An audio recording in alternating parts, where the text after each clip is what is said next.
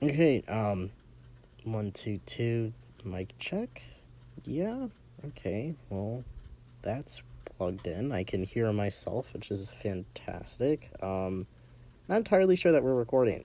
Um, oh, okay, well, I guess we are then. Okay, good morning to today's listeners at 105.6 Suave Radio. Thank you for tuning in to this week's episode of Queerology. I'm your host, Adam, and I wanted to make sure that today's episode is particularly special. Um, the times are pretty tough right now. I get it. I'm with you. Politically, we're definitely not heading in the right direction. I can tell you that much. Um, you know how I could tell because the crap that we're dealing with right now is the same exact nonsense that we've been dealing with since the get-go. To be blatantly honest with you, all this hate, disdain, and murders toward us just for us being ourselves. We aren't really doing anything inherently wrong. We're just existing. Um, and I think it's important for me today to really sit down and talk to you about the initial movement that really, or the catalyst really, that inspired the modern LGBT movement. Um, and I also wanted to highlight the importance of the black and brown trans women that gave us our rights, because if it honestly weren't for them, we wouldn't be here. I think that honestly would have been way more back in time, and we wouldn't have progressed at all. Their names aren't acknowledged enough, and sometimes it can be very difficult to find information about them simply because they were deemed as the worst of the worst in society. But, luckily I've compiled enough data to really um, go into full detail about how important these women are. Um, when they were alive and even in their death. So, we're going to talk about Stonewall today in 1969, and more specifically, what it was and who threw the first brick. And also, in addition, how did it reshape the modern LGBT movement? So, we're going to go all the way back to 1969, and our story begins right here. So, in Greenwich, there was a bar named Stonewall Inn, and it honestly was more than just a bar, although it does look quite lively in those photos. You know, it wasn't just a bar. There was a lot more history that went into it. It was I guess you could, say that it was a bar for people who were too young, too poor, just too much to get in anywhere else, as the New York Times put it. I feel like that's pretty accurate. But there's something very special about this place because back then there were only very few places in general that served to the LGBT community, um, and this being one of them. And it was a place where people could really get together and escape the harsh society that we were being subjected to on a day-to-day basis. The escapism was nice. It was therapeutic, and it served as a safe place, all in all. No matter your race, gender identity, and sexual orientation, you were welcomed. It was so relieving to have a place like this, but, unfortunately it became a target of police brutality and raids. And the event of 1969 was indeed a raid, a particularly violent one. During this time period, let it be known that police raids were very common and legal, especially on gay establishments. It was a daily occurrence, but despite how normal these raids were, this one wasn't. There was something special about this one. The fact that the NYPD's 6th precinct wasn't aware of the raid, and neither was the mafia, which actually owned Stonewall amongst various other establishments. It's officially reported that the raid began at around 1:20 in the morning on June 28th. Four cops, arrived at Stonewall Inn. Those included two unnamed officers and a detective going by the name of Charles Smead and Deputy Inspector Seymour Pine.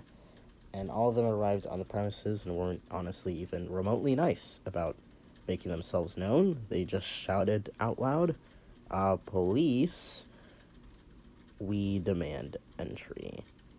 Oh, and we're taking the place. Actually, is the direct quote. Keep in mind the general public had actually no idea about the raid being taking place at Stonewall that night. In addition to that, the employees had no idea, nor the 200 people that were currently present at the bar slash club. It was beyond disorganized. It was completely dysfunctional by all accounts. Um, the usual protocols for such raids included a long list of sexual assault and harassment, such as gender inspections, which were conducted by female police officers, which always targeted trans women and cross-dressers and anyone who didn't look remotely cisgender in the slightest. They were all incredibly invasive, and also frisking up lesbians and demanding IDs from anyone was totally normal. But tonight was different. In fact, way different than it had ever been before, you see. So, around this time, police began to raid the alcohol in the premises as well, which began to gradually grow a very large crowd consisting of around 100 to 150 people. The number isn't exactly known, but some were arrested, while others were escorted off the property in cuffs, thus making the crowd grow and grow. Many were pretty angsty about the possibility of them getting arrested, and while some patrons attempted to make a run for the door, which was blocked off by the police, some had other ideas in mind,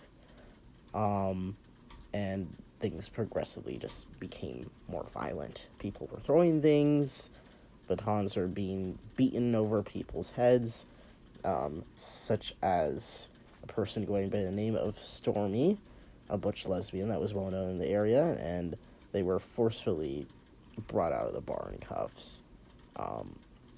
They were one of the key eyewitnesses of Stonewall, and they were hit with a baton. And they're well known for the infamous line by telling bystanders, "Why don't you guys just do something?" It was at this point where LGBT activist and sex worker Martha P. Johnson threw the first brick at the police. But this claim is often up to debate because most things were just completely word of mouth. There's really only one single image taken of the riot itself, and it is this image, which I am about to flash on screen in just a second from now.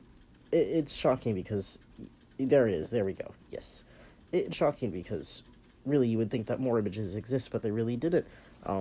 It should be known that Marsha P. Johnson is oftentimes not discussed or acknowledged, not only because of her being a trans woman, but because of the fact that she's a black trans woman. She actually spent her whole life dedicating her time to uplifting trans youth. She had her own advocacy program called STAR, and she spoke a lot for those that were struggling with AIDS. She was also a performer, and she was wrongfully discredited for her involvement in the Stonewall riots. In fact, her name alone, along with her advocacy work, wasn't even acknowledged until almost 30 years later when her deceased body was found floating in the Hudson River. She died at only 46 years old on July 6, 1992. Her death is also subject to debate, as it was, in fact, first ruled as a suicide by the police. But according to multiple eyewitnesses, before she was labeled as a missing person, she was being harassed by an unknown group of men 2 days prior who were shouting a bunch of homophobic and transphobic slurs I can't really say nor really want to repeat. It's widely speculated that she was purposely drowned, with her death being covered up. She's a very well-known figure in the community, so it was very odd that she would suddenly go missing. She was, by all accounts, one of the most important figureheads of the Stonewall riots and the subsequent LGBT movements that followed. She fought effortlessly for the transgender rights movement, and she performed for various theatrical groups, such as the gay political theater company called the Hot Peaches, which existed for a good 20 years, which is relatively shocking, I would say. um, the Stonewall riots became increasingly more violent, with patrons throwing whatever they could find, and also growing number of police. The general public thought that this mere riot wasn't going to be that big of a deal, but actually became 6 days worth of protesting and officially ended on July 3rd, 1969. Shockingly, only no deaths occurred, but it was by all accounts just groundbreaking. I mean, riots like this happened all the time, but there weren't really a lot of recorded incidents of people fighting against the police, especially in such a vast amount. It shocked the nation because LGBT community at that point really let people know that we mean business, and the movement was honestly just the beginning, because other noticeable incidents started happening within the following years, such as the first annual Pride March in 1970, which came to be via crowdfunding by the QLF, and the first office for the Transvestite Information Services opened up in North Carolina. That's an outdated word, by the way. And the decriminalization of same-sex sexual conduct was actually in 2003, and I wanted to mention that, really did, because it proves that this is still like an ongoing commitment and movement, and they aren't acknowledged enough. I don't want to say we continuously because I don't want to speak on behalf of everyone in the community. I really don't. But as the community as a whole, it's ongoing. The struggle for individual rights is never ending. Like, can you really think how insane it is that only in 2003 same-sex